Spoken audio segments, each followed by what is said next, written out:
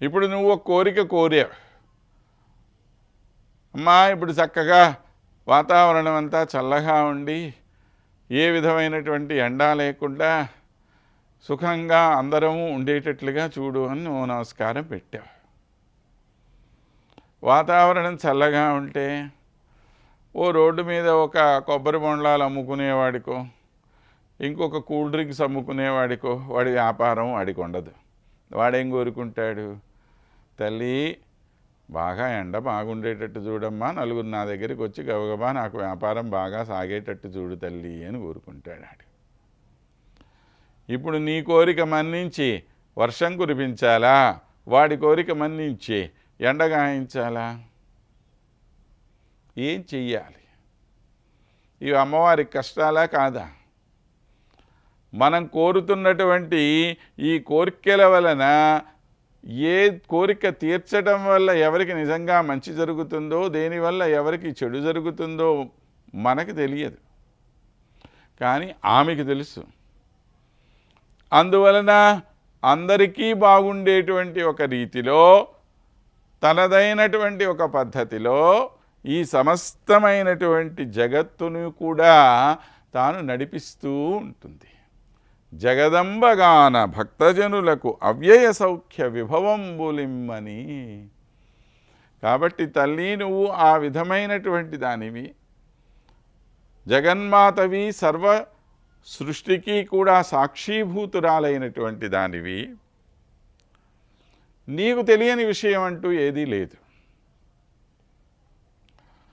కనుక నువ్వు మా మీద దయచూపి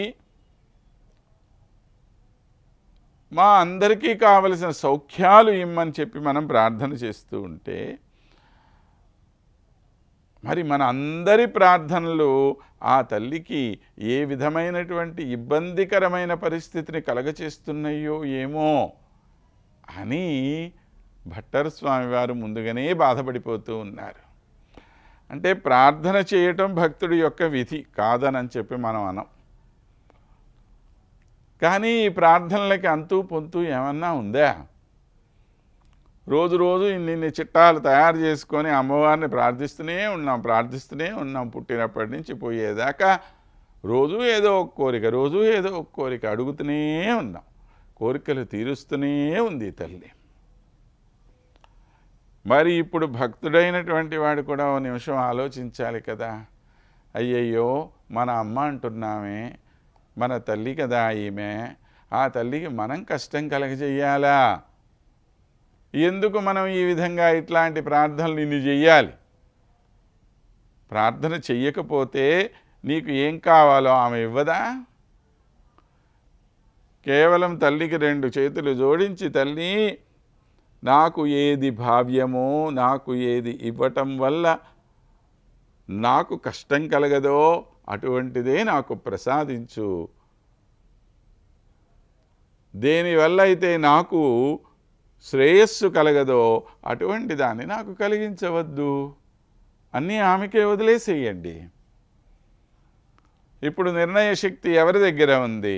అమ్మవారి దగ్గర ఉంది. ఏది ఇవ్వాలో ఏది ఇవ్వకూడదో తాను నిర్ణయం చేస్తుంది. ఇది ఇమ్మని నువ్వు డిమాండ్ చేసావనుకో, తప్పనిసరి కొన్ని పరిస్థితుల్లో ఇవ్వాల్సి వచ్చిందనుకో, దానివల్ల తర్వాత నువ్వు కష్టపడతావు.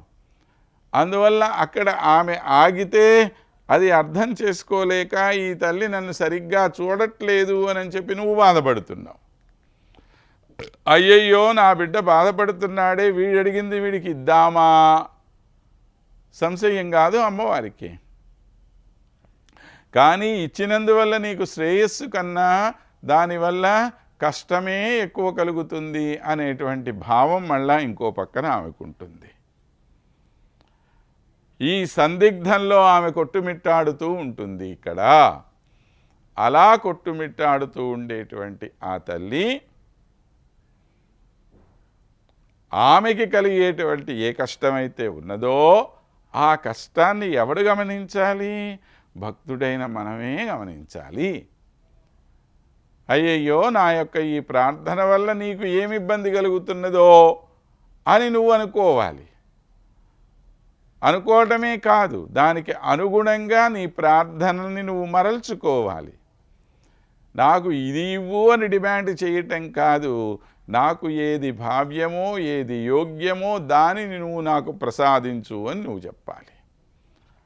అలా చెప్పగలిగిన నాడు ఆనాడు ఏమవుతుంది, మనము ఆ తల్లి యొక్క నిజమైనటువంటి కృపకు పాత్రులమవుతాము అన్న విషయం ఇక్కడ తెలియచేస్తూ, అమ్మా అంబశ్రీ